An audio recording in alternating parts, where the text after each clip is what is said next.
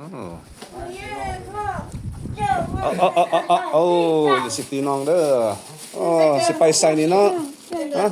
ไปเรียนมอนน้ำกันเนาะมีเตียงผมจ้าเขียนเก่งอยู่บ่มื้อนี้ฮะเขียนดีอยู่บ่เขียนยังไงเขียนยังไงอยู่ห้องเรียนเอาลง YouTube ได้หั่นจะสิเอาให้เลิศลง ให้ YouTube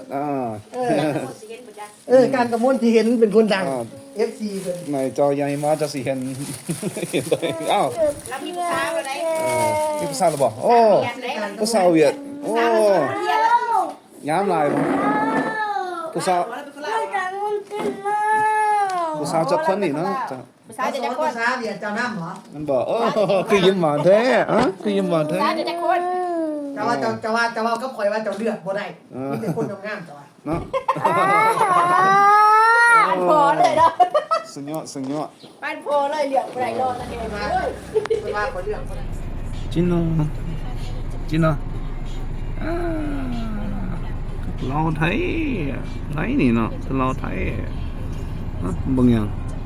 เขามาอยู่ใส่นี่เนาะมาอยู่เมืองจีนมาอยู่เมืองจีนเมืองจีนดนสุได้มาบ่เมืองจีนบางแม่ห้องหันใหญ่นี่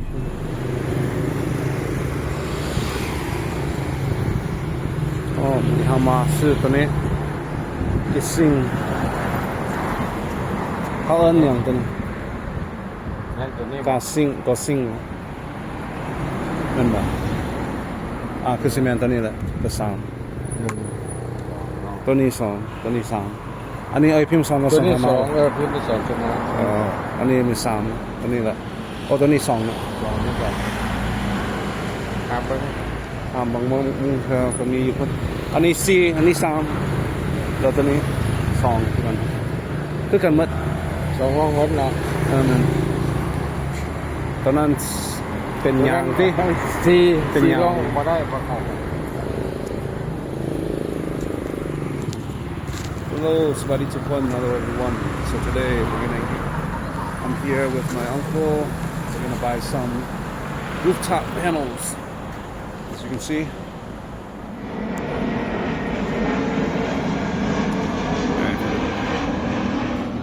So đâyมันใกล้โลกผ่านเอาลังกะสีดำส่วนข้างในเลย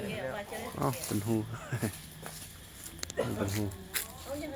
หัวอยู่พุ่นเห็นอยู่นี่จะอยากกินมักโมไปก่อนไปอยากกินมักโมก่อนปลาโมก่อนเขาหิวน้ำแห้งละปลาลงโมให้กินเลยนะมันห่อจะตายอยู่พี่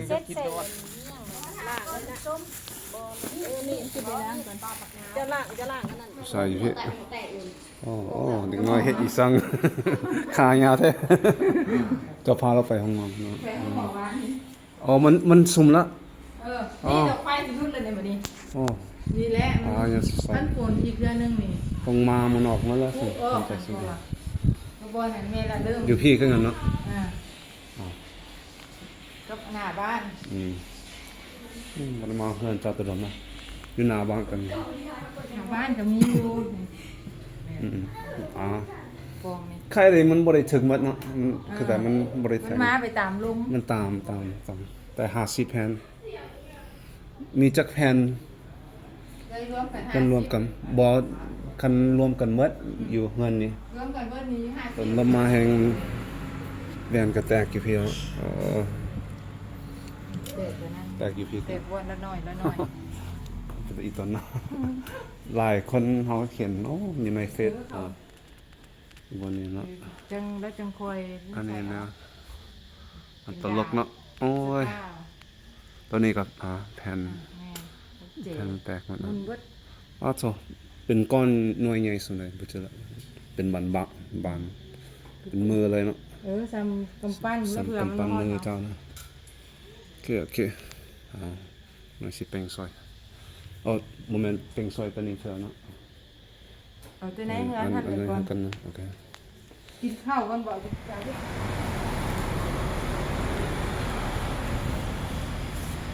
ันนี้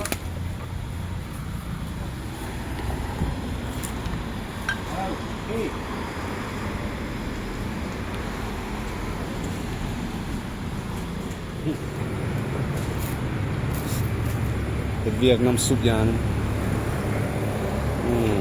สุดละ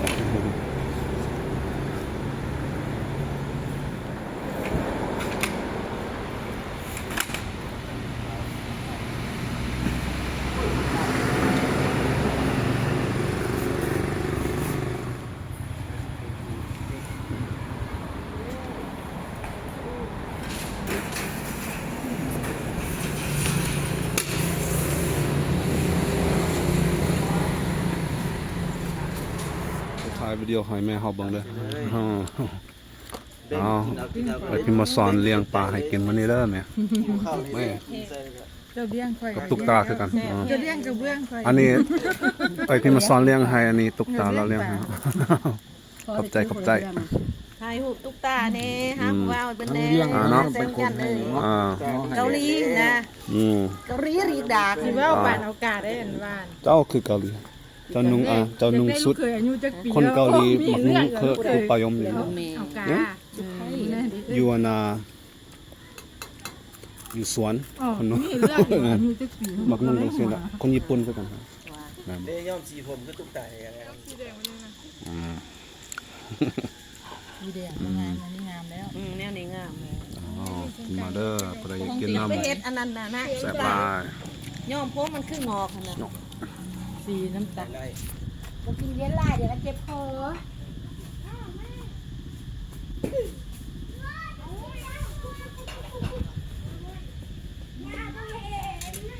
มันดีเนาะสามัน นะหามุกไป ไป มากินข้าวไว้ ไปกินข้าวน้ำมุกเด้อ อ๋อพวกเจ้าไปเก็บซอยเนาะคอยสิซื้อขนมให้ บ่เสื้ออีก พายุเข้ามาตามันหนาวทิ่มหลายตีโอ้โหมองหลายเนาะจ้ะ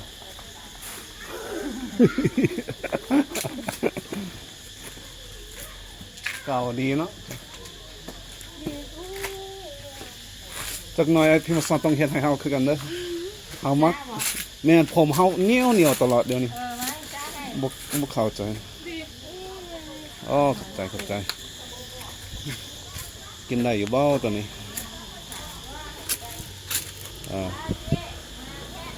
ซื้อเนี่ย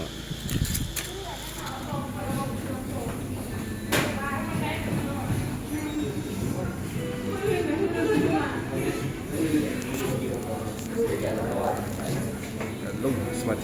hello everyone. I'm here at Treecoff Cafe. So this is my first time being here.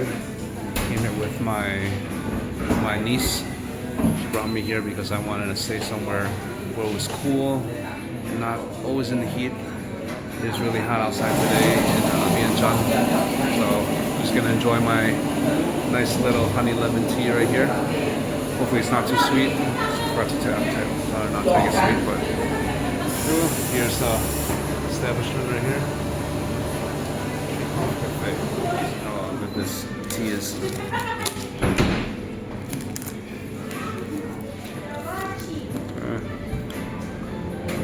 Okay. Let's try this. Wow, super sweet. I think my niece made this for me. Pretty good though. Nice, sweet and savory on a hot summer day. Or should I say spring day?